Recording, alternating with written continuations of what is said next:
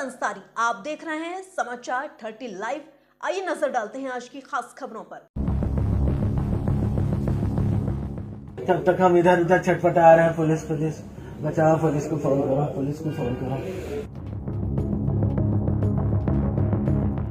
मेरी बेटी को तो सर में मारी, 3 साल की हमारी बेटी आज पहली बेटी।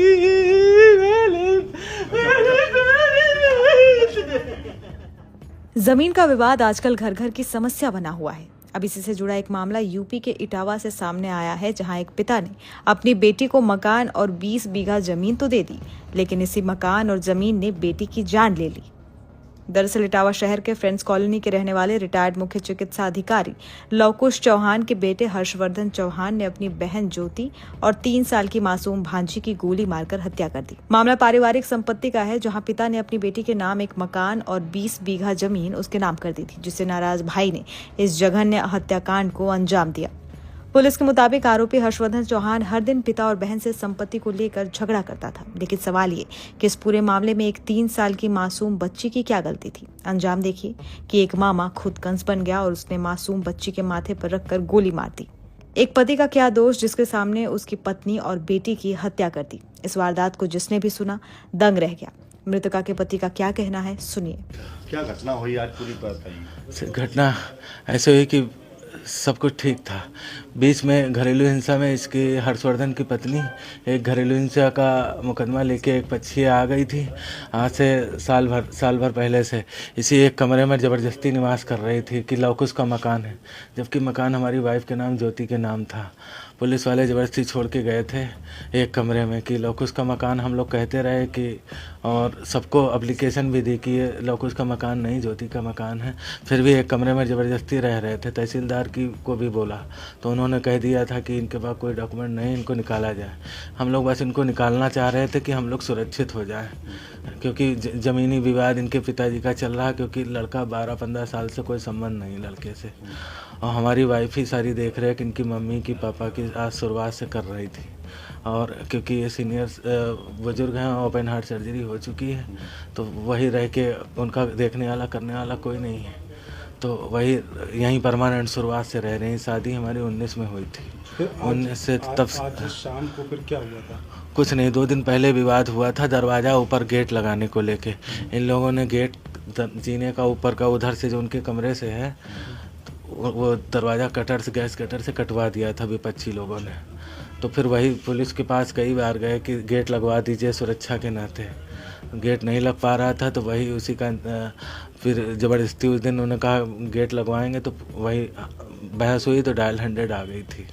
आज कुछ नहीं था, कोई विवाद नहीं था, सब शांति से थे। वो अपने कमरे में रहते थे, हम लोग इधर नीचे ऊपर रहते हैं। वो एक कमरे तक सीमित थे। बस अचानक मैं लैपटॉप पे काम कर रहा था। हमारी बेटी खरगोश आज लेके आई थी मम्मी के साथ अपनी, तो वो अपने खरगोश के साथ खेल रही थी। फिर क्या हुआ? एकदम खरगोश के साथ खेल रही थी, कुछ नहीं हुआ। फिर तब तक उनके दोनों लड़के आ गए, मेरे ऊपर बंदूक से फायर कर दिया। हर्षवर्धन यहाँ कट्टा लिए हुए थे, वो मेरी वाइफ के ऊपर गोली उन्होंने चलाई।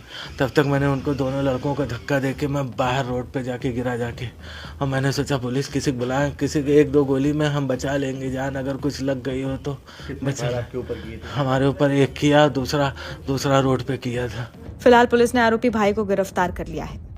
देखिए, आज रात में करीब 9:30 बजे के आसपास, 9:30 पौने 10 के आसपास, ये फ्रेंड्स कॉलोनी थाना पड़ता है जनपद इटावा, और इसमें मेहरा चुंगी पड़ती है। इसमें ये सूचना मिली है कि एक भाई बहन, सगे भाई बहन इसी में रहते थे, और पिता इनके एक्स CMO रिटायर्ड हैं जैसा कि बताया गया है, और उनके 3 संतान हैं, 2 बेटियां 1 बेटा है, और उन्होंने बेटियों को भी अपना जो है यहाँ पर प्रॉपर्टी दे रखी थी। इनकी शादी हो गई थी, जो मृतका हैं लखनऊ में सीतापुर रोड पर शादी हुई थी 2019 में, और लेकिन ये यहीं पर रहती थी अपने मायके में ही, और पिता की जो प्रॉपर्टी थी उसमें इनका बेटा भी रहता था, उनकी बेटी भी रहती थी, मतलब दोनों सगी भाई बहन यहीं रहते थे, और उनके बच्चे भी साथ में ही रहते थे।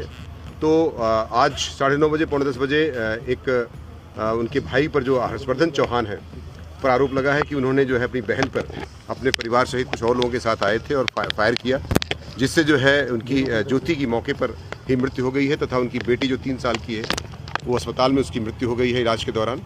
तो दोनों की मृत्यु हुई है इसमें और